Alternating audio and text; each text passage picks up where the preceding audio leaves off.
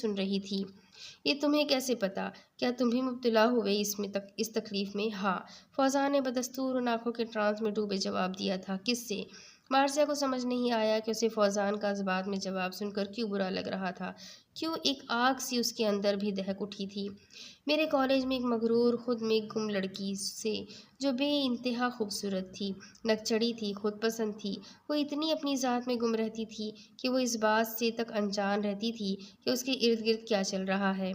یہ کوئی تھا اس وقت جو 18 سال کی عمر میں اس آگ میں کود گیا تھا، جھلس گیا تھا، جل گیا تھا، خاک ہو گیا تھا، راکھ ہو گیا تھا، مگر وہ جانتی ہی نہیں تھی کہ کوئی ایسا پاگل لڑکا بھی تھا، بلکہ اس نے تو کبھی مجھے دیکھا بھی نہیں تھا۔